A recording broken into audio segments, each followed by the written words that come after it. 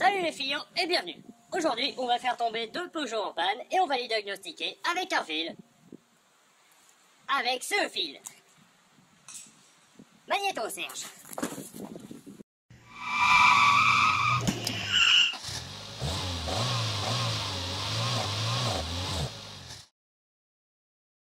Bon, vu que cet abruti de panda du passé a même pas pris la peine de l'expliquer, je vais m'y coller. Salut, moi c'est le panda du futur. Donc pour comprendre le principe du diagnostic moteur, il faut d'abord comprendre ce que c'est que la gestion moteur. Parmi ce qui la compose, on trouve les capteurs qui prennent des informations sur la condition de ton moulin, la température, la pression d'air mission, le lambda, la température de liquide de refroidissement, etc.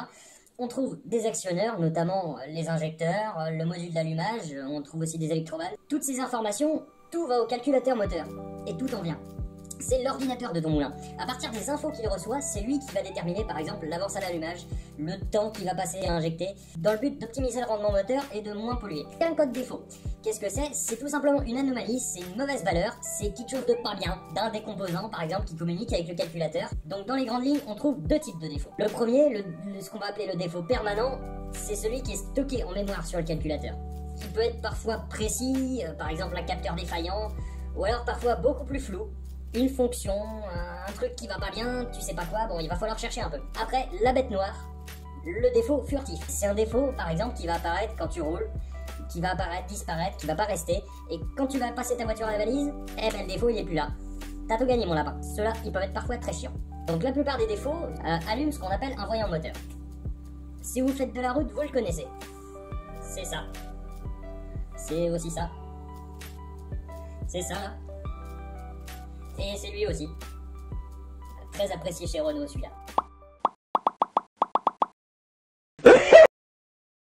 Bon, on va vite se rendre compte qu'il s'allume pas sur mes cobayes. Je sais pas exactement pourquoi, peut-être un rapport avec la génération de moteur. En tout cas, moi sur les miennes, je l'ai jamais vu allumer. En revanche, sur ma 106 qui est en OBD2, donc la génération d'après, une 106 phase 2, là je l'ai déjà vu allumer quand il y avait des bricoles dessus. Oui. Donc on se retrouve tout de suite avec le panda du passé et on va commencer par créer les défauts moteurs. Où en êtes-vous, panda? Ça tourne bien ça. Ça tourne beaucoup trop bien pour nous. Va falloir y faire quelque chose. C'est parti. Bon, tu remarqueras quand même qu'on est chez Peugeot. Hein. La panne ici, il va falloir la créer nous-mêmes. Ça c'est pas tout seul, c'est beaucoup trop costaud. Mais dans ce domaine-là, créer des pannes, c'est pas les solutions qui manquent. Bon, ceci dit, on veut un moteur qui tourne quand même. Alors on va éviter les grosses conneries du genre défaire le PMH. Ou couper l'injection. Ah, c'est pas vraiment ça qu'on veut, hein.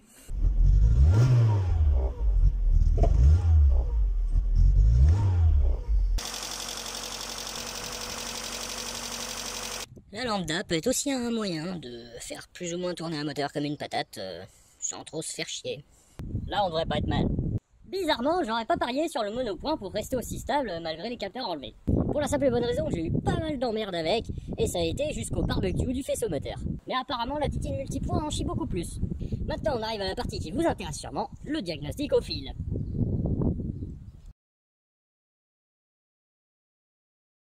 Cette manip est valable uniquement chez PSA avant l'OBD2, sur les Citroën Saxo, Xara, AX ou encore ZX, et chez Peugeot sur les 306, les 106 phase 1, les 405 phase 2, les 605 et sûrement plein d'autres que j'ai oubliés. Pour ce test, je voulais un max d'exemples différents et c'est pour ça que même la X de ces morts y est passée. Le principe de base, il est assez simple et sûrement pas mal d'entre vous connaissent déjà. Il suffit de mettre à la masse la broche 2 du connecteur vert qu'on trouve près du calculo. Peu importe le système, avec deux fils ou même avec un interrupteur, perso j'ai opté pour le plus simple en me mettant à la masse directement sur la colonne de direction. Pour amorcer la séquence diag, on va mettre à la masse pendant à peu près 5 secondes après avoir mis le contact. Le voyant moteur va s'éteindre pendant la manip et c'est tout à fait normal. On va pouvoir lire un nombre à 2 chiffres par le biais des clignotements du voyant. D'abord les dizaines, une pause d'1 seconde et demie, puis les unités. Il faudra mettre à la masse après chaque code pendant à peu près 3 secondes. Le début de la séquence c'est le code 12 et la fin de la séquence c'est le code 11. Tous les codes qui sont entre les deux sont des codes défauts.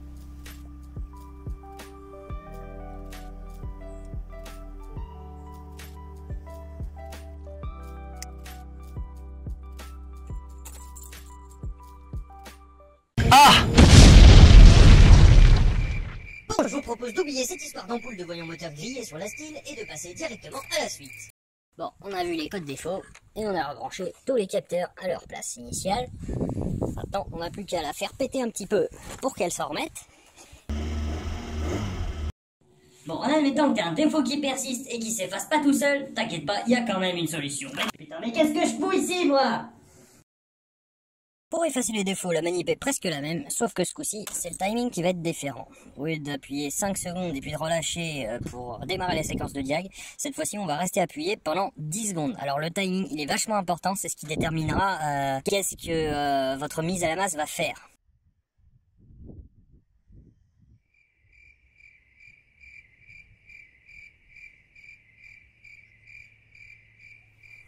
Après cette manip, il doit rester que le 12 pour le début et le 11 pour la fin. Dans mon cas, ça aurait servi à rien puisque mes codes défauts étaient déjà tous effacés. Tout à l'heure, on parlait des entrées et des sorties du calcul. Une entrée, c'est une info qui est donnée à celui-ci, et une sortie, c'est l'inverse, c'est lui qui commande. Un bon exemple pour ça, c'est le mode dégradé. En gros, si une entrée déconne, le calculateur s'en rend compte et va alors décider tout seul comme un grand de se mettre en sécurité, en remplaçant les infos pour les sorties par des valeurs de référence. Ça va souvent se traduire par une carte de gouache, mais c'est juste fait pour rejoindre le boclard le plus proche. Pour en revenir aux entrées et sorties, les actionneurs, c'est des sorties. Et le test va permettre de vérifier leur bon fonctionnement. Avec ça, on peut tester les injecteurs, la pompe de gavage, la purge du canister, la clim et enfin une éventuelle électrobanne d'air d'admission. Personnellement, je trouve que cette manip est seulement un appoint et je me reposerai jamais uniquement là-dessus. C'est presque la même que pour le diagnostic à un détail près. Cette fois-ci, on va couper le jus, mettre à la masse, remettre le contact et attendre 5 secondes avant de relâcher. Tu vas entendre les différentes sorties au fur et à mesure pendant que les clignotements du voyant t'indiqueront où t'en es. Comme pour le diag, mettre à la masse 3 secondes entre chaque série. Les codes en description pour ceux que ça intéresse. Et voilà, c'est terminé pour aujourd'hui. Merci de nous avoir suivis. J'espère que cette vidéo vous a plu. N'hésitez pas à dire ce que vous en avez pensé. Si ça vous a plu, likez, partagez. Pourquoi pas un petit commentaire, partagez une astuce, quelque chose, n'importe quoi, ce que vous voulez. C'est tout pour aujourd'hui. Salut les filles!